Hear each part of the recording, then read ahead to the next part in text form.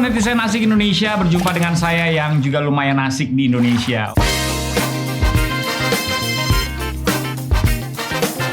Saya punya kesempatan untuk membagikan apa yang dinamakan dengan etika. Etika, ini bukan menyapa teman kamu yang bernama Tika, tetapi etika itu adalah sesuatu yang sudah muncul dengan sendirinya dalam kehidupan kita bermasyarakat. Misalnya kalau kita berkomunikasi dengan orang, kita perlu kesantunan. Nah, etika itu berbicara soal kesantunan. Kita tidak mungkin masuk ke dalam rumah orang tanpa permisi dulu.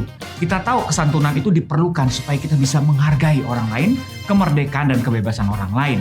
Makanya, dalam sosial media, di mana kita semua sekarang sudah bermain sosial media, perlu juga ada etika untuk menjaga keramahan, kedamaian yang ada di sosial media. Siapa yang setuju bilang setuju? Cakep. Oke, saya akan membagikan 5 etika paling tidak yang perlu kita miliki ketika kita bermain sosial media. Yang pertama, yang perlu kita ingat pertama-tama sebelum kita membagikan sesuatu adalah kita harus memilih, melakukan sebuah penelitian, membaca ulang.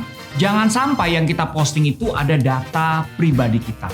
Apalagi kalau ada data pribadi orang lain. Nah, itu lebih tidak boleh lagi ya. Kita harus berhati-hati dalam membagikan data pribadi kita. Kita tidak ingin itu disalahgunakan. Apalagi kita membagikan data pribadi orang lain.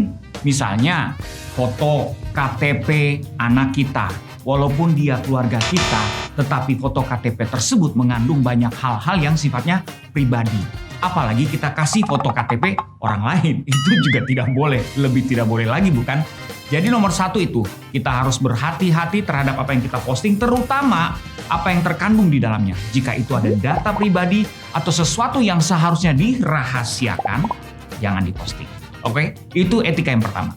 Etika yang kedua, maaf, jarinya kelebihan. Etika yang kedua saya mau beri judul keripik. Wih, ini bukan ngomongin makanan ya, ini ngomongin singkatan, yaitu pengguna sosial media harus memiliki sikap kritis dan juga harus mau berpikir sebelum sharing kontennya. Kita hidup di mana di era banyak sekali berkembang berita-berita hoax, disinformasi, misinformasi. Kita tidak ingin turut menjadi penyebar, bukan? Makanya kalau kita tidak ingin turut menjadi penyebar, kita harus kritis terhadap informasi yang kita terima. Harus melihat sumbernya, harus memperhatikan bahasanya. Apakah ini valid atau tidak? Kalau kita tidak yakin, mendingan stop di kita. Jadi kalau sudah tidak yakin, mendingan berhenti di kita. Saya mengerti betul bahwa kita punya kecenderungan untuk membagikan karena kita khawatir mungkin, karena kita concern, atau karena kita ingin menjadi orang yang pertama kali membagikan sebuah informasi. Nah, untuk itulah kita harus berhati-hati. Walaupun kita memiliki landasan atau motivasi yang benar, belum tentu kalau kita tidak berhati-hati, hasilnya juga akan benar. Ingat, keripik, kritis, dan pikir dulu. Etika yang ketiga adalah buat para pelaku sosial media yang suka sekali mengambil quotes atau sumber-sumber yang valid lainnya. Ini kalau tadi kan kita sebelumnya bicara soal sumber yang nggak valid, tuh kita ngecek dulu nih. Tapi sekarang bicara tentang karya yang valid sumbernya. Misalnya musik, quotes dari orang, atau teori, atau film, atau apapun yang sudah jelas. Nah, saya menyarankan kita harus mengapresiasi sumber tersebut, yaitu dengan cara kita mention, kita tulis sumbernya dari mana. Itu namanya kita menghargai ide atau karya orang lain, bukan? Kita pun ingin karya kita dihargai. Kalau kita ingin karya dan ide kita dihargai, kita pun juga harus belajar menghargai karya dan ide orang lain, bukan? Setuju? Etika yang keempat adalah ini sangat umum dan saya yakin semuanya setuju, yaitu kita harus memperhatikan gaya bahasa kita. Kalau kita bicara aja bisa suka salah, orang suka susah mengerti, apalagi kalau kita tulis, bukan? Karena tidak ada intonasi di situ. Orang sudah sulit mengerti sebuah kalimat yang ditulis apa adanya, kadang-kadang bisa salah juga mengertinya.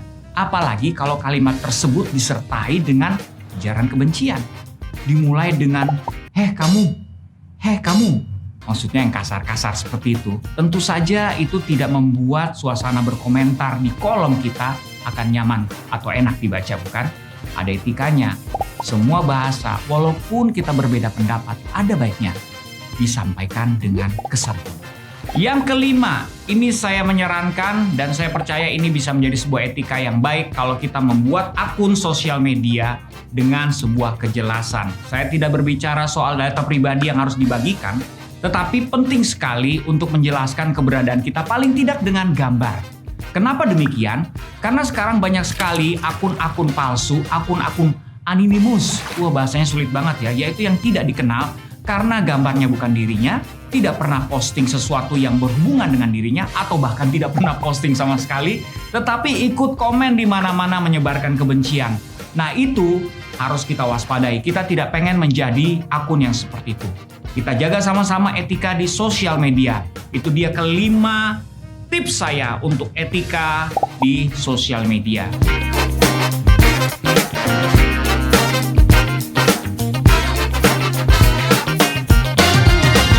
Mari kita sama-sama kembangkan etika ini supaya kita semua bisa nyaman dan menikmati sosial media. Setuju? Setuju. Itulah dia 5 etika dalam bermain sosial media. Ingat ya, karena saya percaya kalau kita sama-sama mengembangkan etika seperti ini, kesantunan seperti ini, kita justru bisa membuat suasana bermain sosial media lebih nyaman lagi, lebih asik lagi, lebih seru lagi. Iya nggak sih? Dan membersihkannya dari segala kebencian.